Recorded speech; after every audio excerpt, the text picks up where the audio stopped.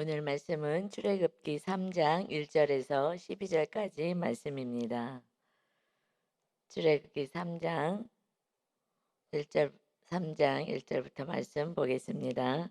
모세가 그의 장인 미디안 제사장 이드로의 양떼를 치더니 그때를 광야 서쪽으로 인도하여 하나님의 산 호렙의 이름에 모세가 40년의 시간을 광야에서 지냈어요. 그런데 그 시간이 정말 40년이라는 시간이 굉장히 긴 시간이어서 지금 이제 80이 되었습니다. 그런데 이제 우리 2장 23절에서 말씀하신 것처럼 여러 해 후에 그냥 그 40년의 시간들을 여러 해 후에 하나님이 부르시는 그 장면으로부터 3장에서 다시 시작합니다. 하나님 뜻 안에서 하나님과 함께하는 그런 시간들 아닌 것은 하나님이 안타까워하는 그 시간들이죠. 우리가 하늘나라 갔을 때 하나님이 잘했다 칭찬하는 그런 시간들은 하나님 안에서 하나님의 뜻을 이루는 그 삶이 우리 하나님이 칭찬하시고 기록된 바 되는 그러한 인생의 가치 있는 삶인 것입니다. 그래서 내가 어떤 하나님의 자녀된 모습으로 내가 어떻게 살아가고 있느냐, 이 그 시간들 가운데 정말 귀하고 가치 있고 하나님이 기억되신 바 되는 그 시간들은 하나님의 뜻 안에 있는 하나님의 뜻을 이루는 자로 살아가는 그 삶인 거예요. 그래서 40년을 여러 해 후에 이제 주님이 40년 만에 다시 그를 훈련시키셔서 부르시는 장면이 오늘 1절부터 나오는 것입니다. 그래서 모세가 이제 우리가 어떤 인생을 살아야 되느냐, 우리도 다시 이 말씀을 겸손한 마음으로 받기를 바랍니다. 그가 이제 광야에 가서 미디안 땅에 가서 결혼해서 그렇게 살았어. 그냥 먹고 마시고 살았어는 그게 중요하지가 않는 것이죠. 그래서 그가 그냥 또 어느 날 또 일어나서 양떼를 그것도 아무것도 없이 왔으니까 미디안 제사장 이드로의 양떼를 치다가 어느 쪽으로 가게 됐느냐. 그것은 하나님의 산 호렙산 신의 산은 같은 산을 의미해요. 그 산으로 이르게 되었어요. 이제 하나님이 그를 부르시는 장면이 이제 2절부터 나옵니다. 여호와의 사자가 떨기나무 가운데로부터 나오는 불꽃 안에서 그에게 나타내시니라.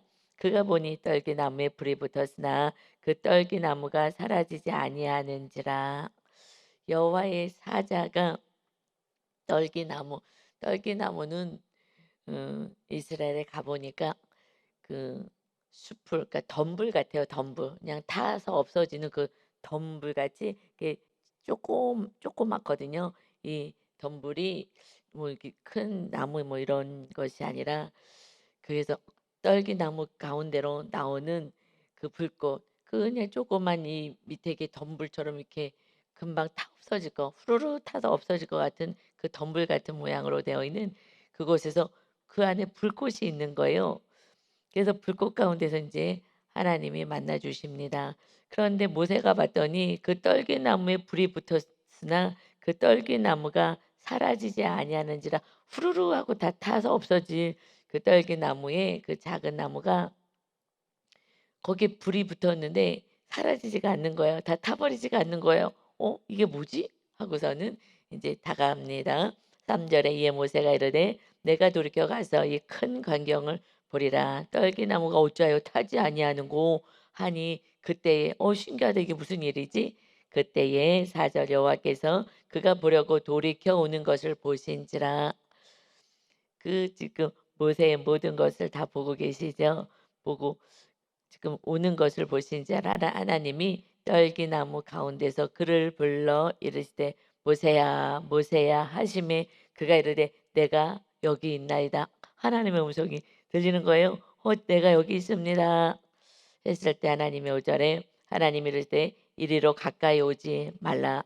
너가 선 곳은 거룩한 땅이니 내 발에서 신을 벗으라. 하나님이 지금 모세에게 떨기나무 그 불꽃으로 가운데서 지금 말씀하십니다. 이곳에 가까이 오지 말아라. 하나님 앞에 지금 가까이 오지 말아라 하시면서 너가 선 곳이 거룩한 땅이다. 하나님이 계시는 곳이 거룩한 곳이 되는 거예요. 그래서 거룩한 하나님 계시는 이곳에 너무 가까이 오지 말아라. 그리고 내 발에서 신을 벗어라. 그 더러운 발, 그 신 벗어라. 하나님은 거룩하신 하나님이기 때문에 우리는 피조물인 거예요. 하나님은 거룩하지만 우리는 죄인된 모습으로 살아갑니다. 그냥 하루를 살아도 우리는 죄된 모습이죠. 우리가 거룩하게 아무리 살려 그래도 이 시대에 정말 주님의 보혈이 없이는 날마다 용서가 없이는 거룩해지지가 않아요. 그래서 하나님은 거룩하신 하나님, 하나님은 죄가 하나도 없으니까 거룩하신 하나님이시고 그 죄 때문에 하나님하고 이렇게 멀어졌죠. 지금 모세는 40년 전에 자기의 의로움을 나타내고자 그 애굽인을 죽인 거예요. 그러니까 우리들이 의롭다고 생각하는 행동은 사실 죄된 교만의 모습으로 나타납니다. 그러니까 생각하는 거가 그냥 다 교만인 거예요. 오직 하나님의 그 뜻 안에서 하나님과 함께하지 않는다면 그는 자기 민족을 괴롭혔던 이 무례한 이들을 벌하겠다고 자기의 의로움으로 자기의 열심으로 자기의 생각으로 살다가 결국 들통나니까 도망했던 그 삶인 거예요. 그리고 이제 하루하루 양을 치면서 그냥 그러고 살아가는 그 삶인 것입니다. 그랬을 때 그 안에 그 얼마나 분노와 그 민족에 대해서 그 애굽인들에 대해서 그 분노하는 그 마음을 그대로 안고 살았잖아요. 그래서 마지막 그 이 주의 사역을 감당하는 그 마지막 순간에도 그 안에 온전하지 않은 모습을 가지고 있는 것을 우리가 같이 어저께 은혜를 나눴습니다.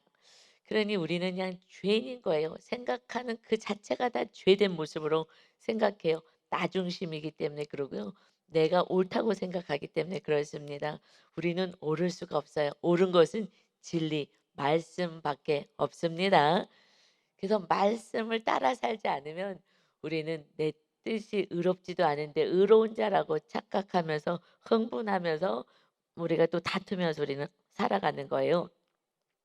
그래서 하나님이 너 발에서 신을 벗어라. 이 신은 뭐예요? 신을 신고 우리는 돌아다니잖아요. 내가 다니고 싶은데 내가 가고 싶은데 내가 하고 싶은 일을 하고 살아가는 거예요. 그러니까 이제 너 뜻을 네가 살았던 방식을 내려놔라. 이제 하나님의 인도하심을 따라 살아가는 거룩한 하나님의 백성으로 살아야 한다. 내 발에서 신을 벗어라 하고 말씀하십니다. 이 신을 벗는 거예요. 그래서 신약에서 예수님 이후에 하나님의 자녀들은 이제 싸우는 게 사람하고 싸우는 게 아니야. 마귀랑 싸우는 것이다. 하시면서 예배소서에서 전신갑주를 입어라.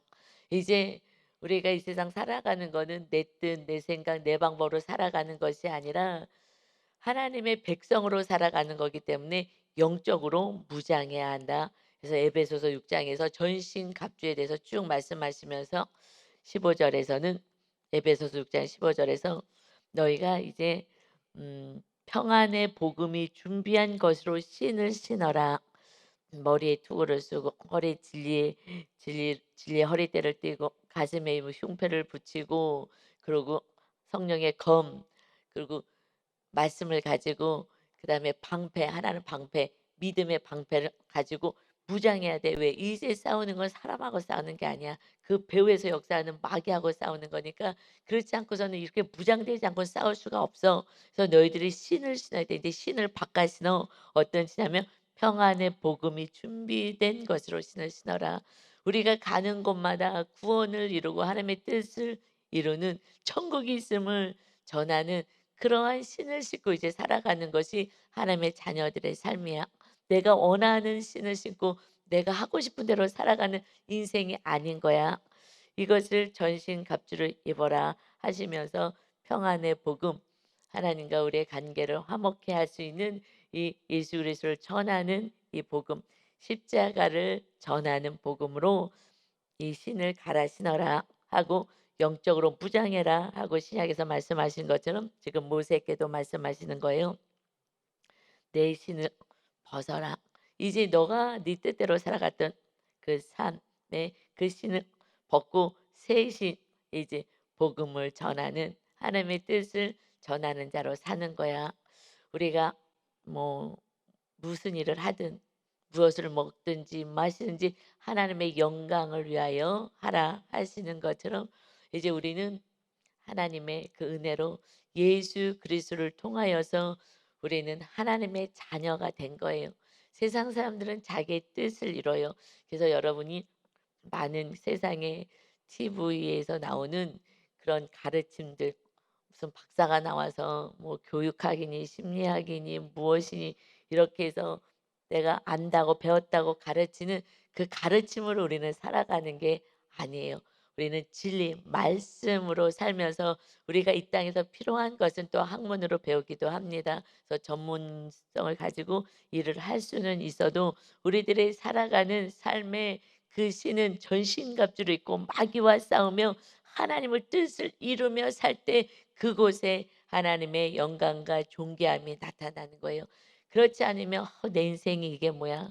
정말 지치고 피곤해서 이제 못 살겠다.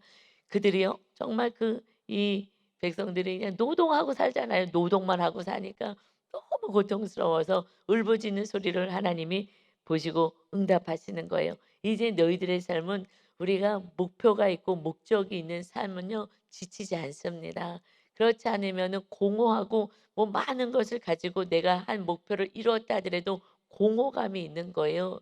내가 무엇을 위해서 살지, 뭐 때문에 살지, 가치를 내가 살아가야 되는 방향을 잃은 것입니다.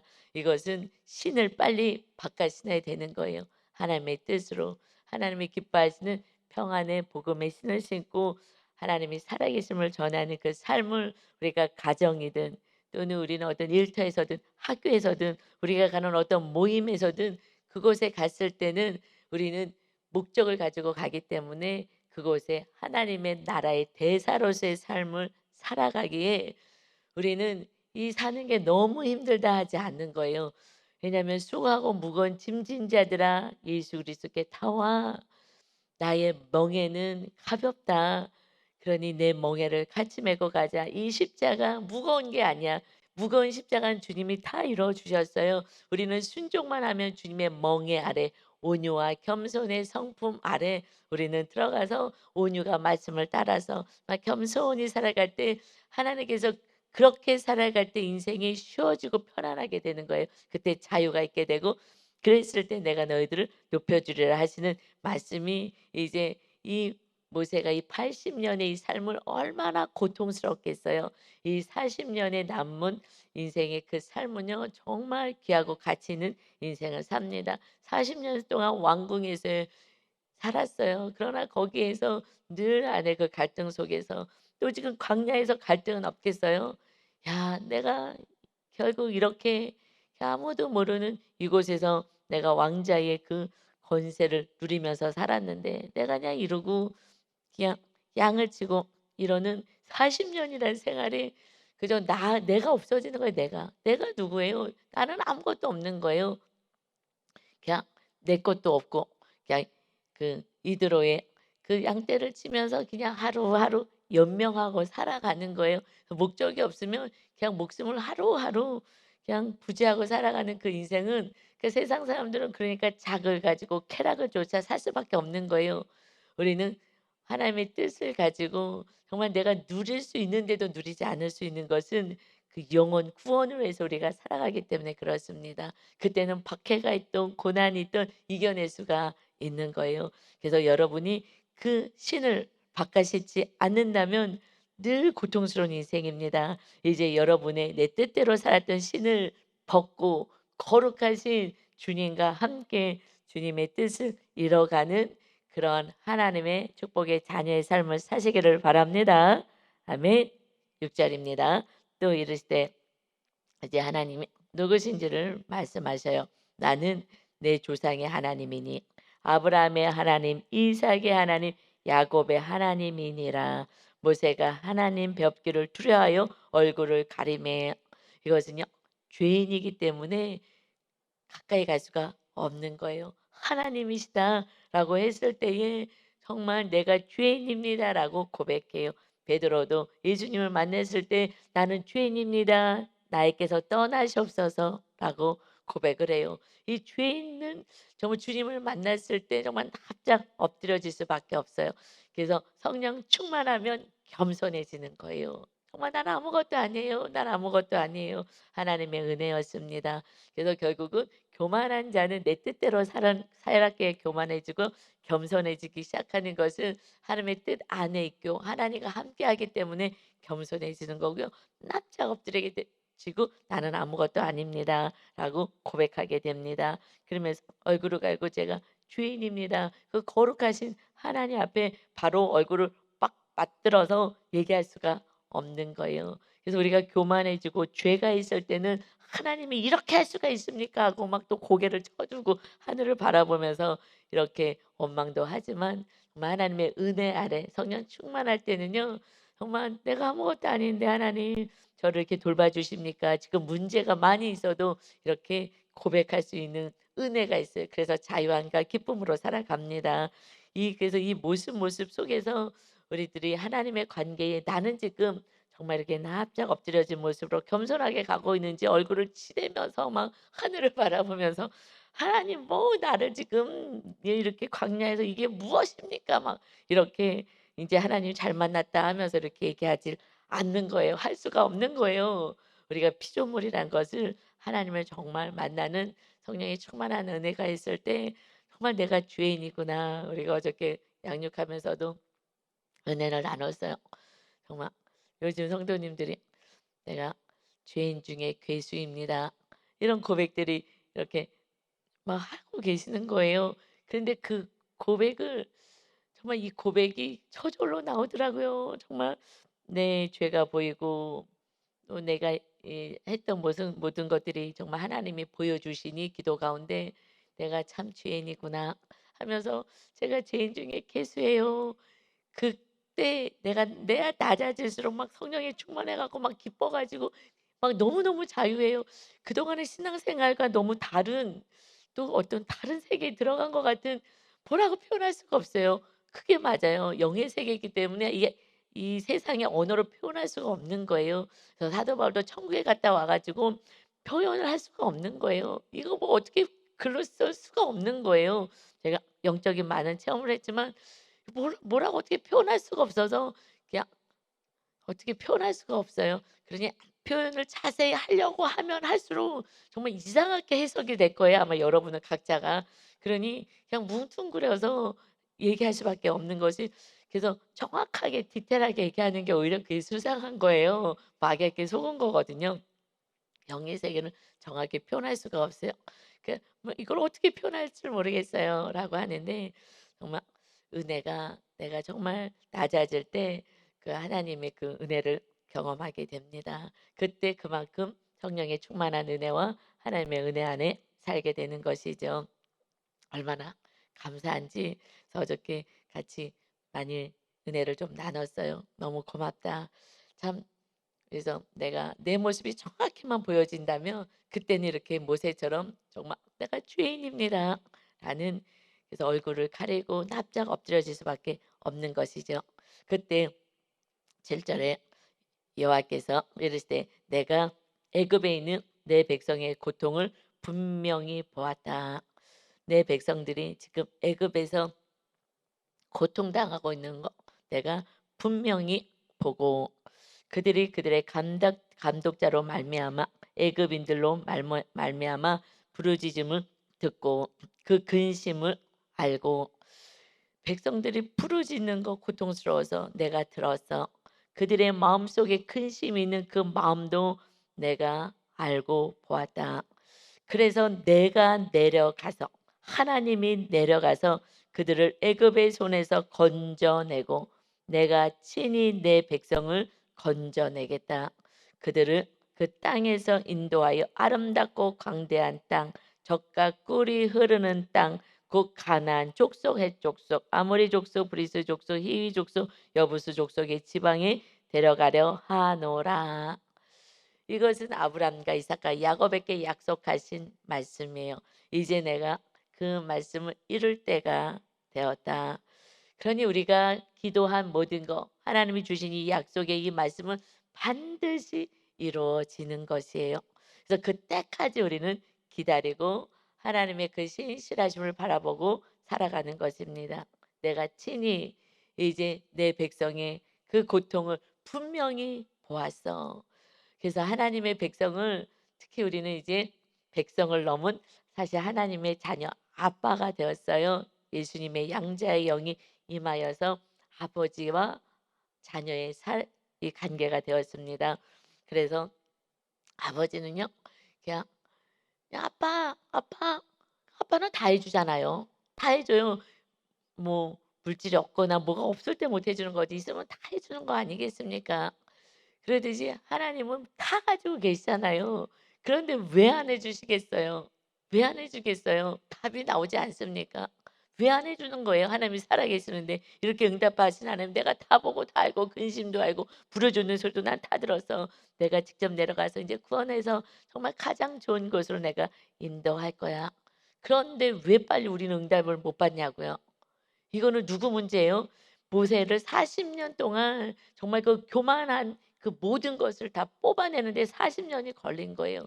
그전에는요 사용할 수가 없어요.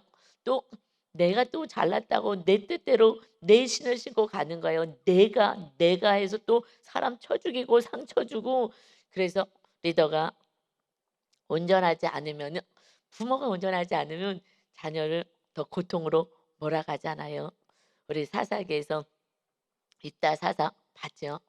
정말 그 안에 상처가 기생의 아들로 그래도 믿음이 좋고 용맹스럽고 하나님이 그를 사용하셨어요. 그런데 그 안에 그냥 분노가 너무 많아 가지고 결국 한 6 년밖에 더 이상 쓸 수가 없어. 훈련이 안 돼 가지고. 그러고선 민족을 죽이는 오히려 자기 민족하고 다투고 죽이는 자가 되었고 딸도 죽이고 이 오히려 이 우리 안에 온전하지 못하면 하나님은 사용할 수가 없습니다. 지금 모세도 내 의로움은 이방인을 죽이는 자요. 그런데 백성이 잘못하면 백성은 안 죽일 것 같아요. 마찬가지인 거예요. 우리 안에 있는 혈기로 다르면 우리는 너를 용서하거나 너를 용납하기가 어려요. 내 안에 그 온전하지 않은 교만이 있을 때는요. 정말 너를 용납할 수가 없어요. 그래서 이 40 년의 시간이 걸린 거예요.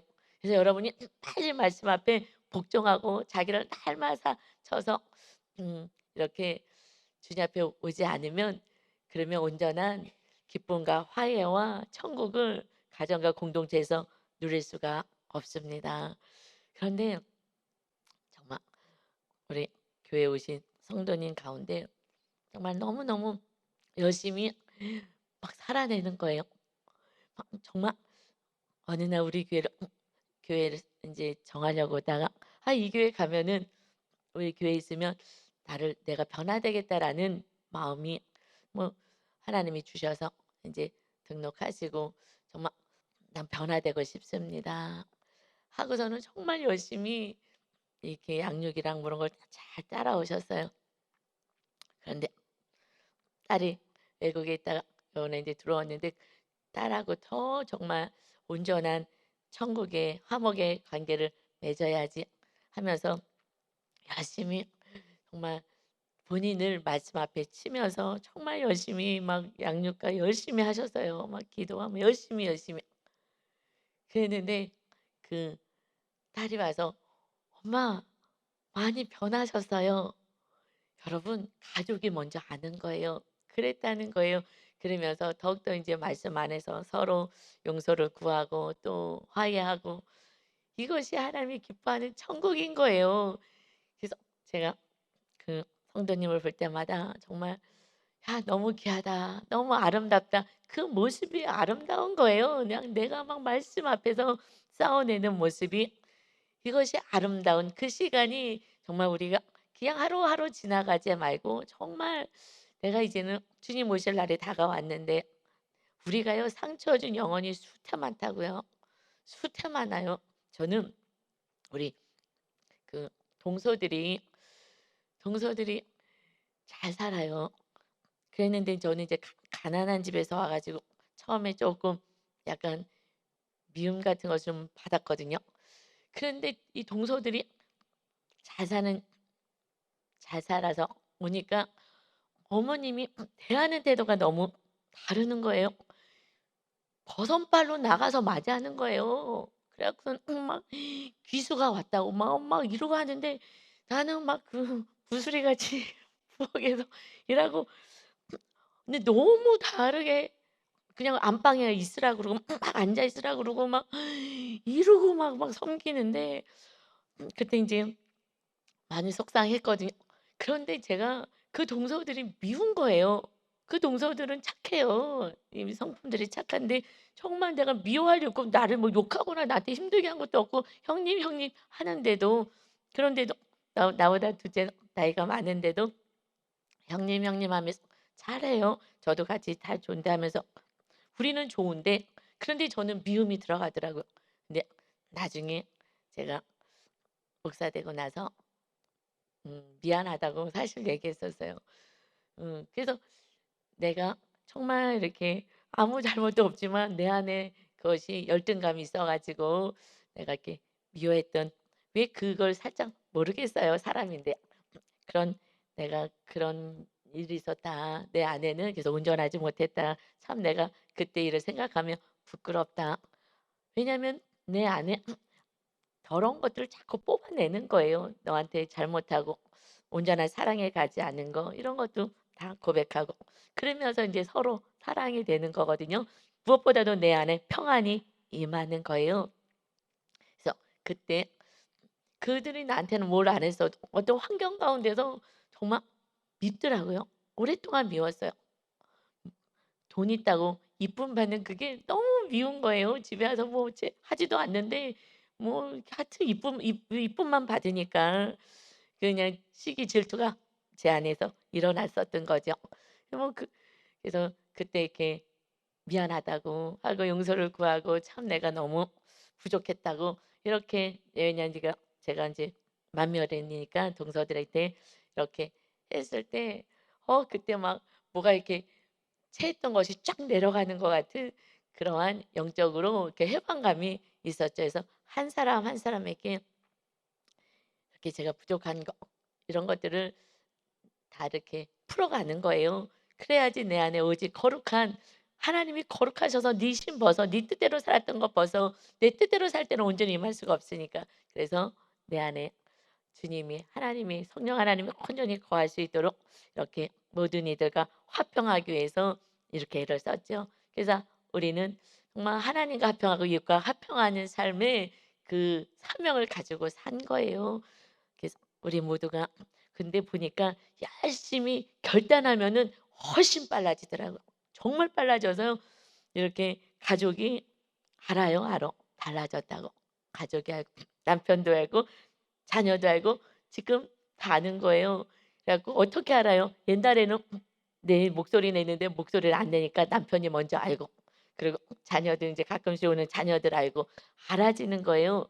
왜 그렇게 하는 거예요? 거룩하신 하나님을 모시려고 그렇게 하는 거예요. 하나님을 모시고 하나님과 함께 평안을 누리고 이 땅에서 하나님의 살아계심을 나타내는 것. 그것이 이제 하늘나라 가서 그것이 상급이 되고 또 그 사랑이 이웃에게 흘러가서 그에게도 온전한 하나님의 나라를 세우게 하는 화평의 그 평안의 복음을 싣는 것입니다. 아멘. 하나님이 내가 친히 너희들을 구원할 거야. 이것이 우리 마음 안에 온전히 하나님의 나라가 세워지는 은혜가 있게 되는 축복이에요. 죽어서 가는 천국이 아니라 이 땅에서 천국을 누리는 것입니다. 9 절에 그래서 "이제 가라. 이제 가라. 내가 구원을 이룰 거야." 이제 이 하나님은 하늘에서 이 땅으로 내려오시는 거예요. "내가 구원할 거야. 내가 구원할 거야." 왜요? 아무리 해도 안 되니까. 그저 바벨탑을 쌓잖아요. 계속해서 창세기에서 아무리 벌을 하고 심판을 해도 안 되는 거예요. "내가 친히 내려가서 너희와 함께 있을 거야." 그런데 신약에서는 이제 우리 심령 안에서 그 거룩하신 하나님이 예수 그리스도가 우리와 함께 하시겠다니 이것은요 기가 막힌 일인 거예요. 이런 신앙생활을 온전히 해야 되는 것입니다. "이제 가라." 그래서 9 절에요. "이스라엘 자손의 부르짖음이 내게 달하고" 나에게 하늘나라에 상달되었다. 애굽 그리고 때가 되었다. 애굽 사람이 그들을 괴롭히는 학대도 내가 보았으니. 여러분 그래서 원수 갚는 거 너가 하지 말라 그래요. 너가 하지 마. 내가 하겠다고. 하나님이 내가 할 거야. 너희들 손에 더러운 거 묻히지 마. 거룩한 내 자녀들아 내가 알아서 해줄게. 그냥 용서하고 사랑만 해. 그래서 하나님과 함께 해야 돼. 내가 너와 함께 할 거야. 10절이요. 이제 내가 너를 바로에게 보내요. 너에게 내 백성 이스라엘 자손을 애굽에서 인도하여 내게 하리라. 이제 악에서부터 구원하고 고통에서부터 내가 구원해 낼 거야. 그런데 누가 너가 그 일을 감당해. 11절에 모세가 하나님께 아뢰되 내가 누구기에 바로에게 가며 이스라엘 자손을 애굽에서 인도하여 내리까. 지금 그는 겸손해진 거예요. 정말 강야에 아무것도 없는 거서 혼자서 양을 키우고 내 양도 아니야. 40년 동안 아무것도 없어. 그냥 그러고 빌붙어서 살듯이 그렇게 살아가는 그 삶 속에 나는 없어진 거야. 내가 누구라고 바로 앞에 갑니까? 애굽에 가서 내가 누구라고 가서 이 얘기를 합니까? 그 2장의 14절에서는요. 본인이 재판관이 되고 다스리는 자가 되겠다고 그래서 자기 민족을 괴롭힌 사람 쳐서 죽여버리잖아요. 이런 못된 것하고 심판을 하잖아요. 그때는 막 기고만장하고 교만이 그 왕자로서 있으니 막 그 심과 자기의 권력과 능력과 그 교만으로 그렇게 내가 누군데 이 우리 민족을 괴롭혀 했었던 그가 이제는 40년 동안 훈련이 뭐예요? 아무것도 없는 거예요. 아무것도 없는 거예요. 여러분 다시 계속 훈련 받을 때요. 뭐가 없어요. 정말 나를 사랑해 주는 사람도 없고요. 물질도 없고요. 뭐도 없고요. 없는 거예요. 아무것도 없으니까 의지할 것도 뭐 나를 사랑해 주는 사람도 없고 그러니까 하나님을 붙잡는 거예요. 뭐가 없을 때 붙잡는 거거든요. 내가 홀로 있을 때 그때 하나님을 만나는 때예요. 그래서 여러분이 지금 전능하신 하나님을 만나는 때가 아무것도 없고 정말 고통스러울 때인 거예요. 그래서 그때 "나는 할 수 없습니다."라고 고백하는데 내가 누구라고요? 그 잘났던 그 모세가 "내가 누군데 거길 갑니까? 나는 아무것도 못해요." 라는 내가 없어진 거예요. 이것이 우리의 훈련이 내가가 없어지는 거예요. 저도 지금 훈련 받는 게 내가 조금 잘하면 하나님이 하셨어요 그러다가 뭔가 이렇게 좀 칭찬받고 좀 뭔가 이렇게 성과가 있고 열매가 있으면 또 어깨가 이렇게 올라가는 거예요. 저도 느낍니다. 그래서 약간 칭찬 소리가 막 듣기 좋고 '아 이거 안 됐다. 아직도 안 죽었구나. 이거 죽어야 되는데.' 뭐 지금 아무것도 없으면서도 뭐 쪼끔만 칭찬해 줘도 어깨가 으쓱하려고 저 느껴지는 기 기쁜 이 입꼬리가 살짝 올라가고 이러는 저 모습을 보면서 이렇게 모세처럼 '내가 뭐라고요? 내가 누군데요? 나 없어요. 나는 아무것도 못해요.' 하나님이 그때 사용하시는 거예요 그때. 그때 하나님의 말씀만 순종하는 온유한 자가 되는 거예요. 온유라는 것은 하나님의 말씀에 가장 순종하는 게 그게 온유인 거예요. 그냥 그냥 이 사람이 이래도 좋고 저래도 좋고 하는 그러한 혼적인 영역이 아닌 거예요 온유함이. 그래서 "내가 누굽니까?" 라고 했을 때 그때 12절이에요. 하나님이 이르시되 "내가 반드시 너와 함께하리라." 하나님이 함께하는데 우리하고도 함께 하시잖아요. 예수님 믿고 구원받으면 우리 성령님이 우리와 함께 하시는데도 불구하고 가만히 계세요. "내가 하겠어요." 하고 내가 가잖아요. 그래서 나를 없애야 되는 거예요 내가. 내가가 없어야 되니까 내 뜻대로 안 되게 만드시는 거예요. 내가 아무리 해도 안 되는구나. 내가 없어져야 이제 하나님이 주인 돼서 하나님이 우리들의 삶을 마음껏 인도하여 가십니다. 아멘. 내가 누구기에 이 고백을 듣고 싶었던 거예요. 40년이 걸리는 거예요 40년이. 왜냐하면 그는 너무나도 왕궁에서 높은 자리에 있어서 낮아지는데 한참 걸린 거예요. 여러분이 높아서 내가 똑똑하고 뭐 가진 게 있고 이러신 분이 낮아지는데 한참 걸려요. 저같이 좀 별로 가진 게 없는 사람은 낮아지는 데 쉽더라고요. 그것도 할렐루야인 거예요. 뭐 이렇게 잘난 게 별로 없으니까 빨리 걔도 낮아질 수 있는데요. 정말 많은 걸 가지고 많은 성과를 이룬 사람들은요. 낮아지는 데 한참 걸려요. 모세가 40년 걸리듯이 한참 걸리는 거예요. 내가가 없어지니 그때 하나님이 "내가, 내가 너와 함께하는 거야." 그래서 우리가 훈련이라는 거는 내가 없는 나를 내려놓는 하나님만 거하시는 저 순종의 온유한 자 겸손한 자로 하나님 우리를 세우시는 것입니다. 지금 훈련 잘 받으셔서 하나님 창조주 천능자가 함께 하시는 그 인생에 하나님이 여러분을 얼마나 귀하게 여기시고 여러분의 모든 삶 가운데서 구원의 역사를 이루시는 그때를 여러분 정말 소망하시길 바랍니다. 아멘. 내가 그 백성을 애굽에서 인도하여 낸 후에 너희가 이 산에서 하나님을 섬기리니 이것이 내가 너를 보낸 증거니라. 하나님이 우리에게 가장 원하시는 게 뭐라고요? 너희가 이 산에서 하나님을 섬기리라. 하나님을 섬기는 게 뭐예요? 예배인 거예요. 예배. 그래서 예배하는 자, 성령 충만하신 분들은요, 예배에 나오는 거예요. 예배를 드리는 거예요. 하나님 감사해요. 하나님 감사해요. 그것이 하나님을 섬기는 일이 첫 번째 하나님을 사랑하는 일이요. 예배하는 거예요. 그리고 삶에서 이웃을 섬기는 거, 그것이 삶의 예배인 거예요. 하나님을 이렇게 예배 자리에 나오는 거, 이것이 하나님을 섬기는 거고요. 이웃을 섬기는 게 하나님을 예배하는 거예요. 이것이. 그래서 하나님은 예배, 그래서 삶의 예배가 영적인 예배이다 하고 말씀하셔요. 이렇게 하나님을 사랑하고 이웃을 사랑하는 이런 삶의 섬긴 것이 영적 예배이다. 그래서 베드로전서 5장 6절에 그러므로 하나님의 능하신 손 아래서 겸손하라. 때가 되면 너희를 높이리라. 아멘. 그래서 마태복음 11장 29절에서 나는 주님은 마음이 온유하고 말씀대로 살고 겸손하여 섬기는 자다. 그래서 나의 멍에를 메고 내게 배우라. 주님께 배우는 거예요. 주님의 삶을. 그러면 너의 마음에 쉼을 얻어.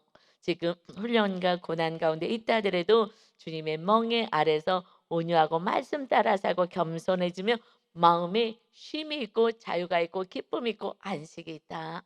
그러니 너희들의 안에 마음의 천국을 빼앗길 수가 없어. 이제 여러분 내가 알렸던 그 힘든 인생에서 주님이 주인 되어서 여러분의 삶을 인도하시는 진정한 하나님의 나라가 세워지시는 여러분 다 되시기를 오늘도 주님과 함께 동하는 기쁨을 누리시길 예수님의 이름으로 축원합니다. 아멘. 아버지 감사합니다. 모세가 40년 동안 그것은 정말 한 절에서 여러 해 후에 40년이 아무것도 아니었습니다. 아버지 이제부터 하나님의 그 뜻을 받들어서 새 신을 신고 평안의 복음이 준비된 신을 신고 하나님의 뜻을 이루어 하나님을 섬기며 이웃을 섬기는 온전한 구원의 길로 이루는 그런 축복의 통로가 되게 하실 모세를 하나님이 부르시는 장면을 보았습니다.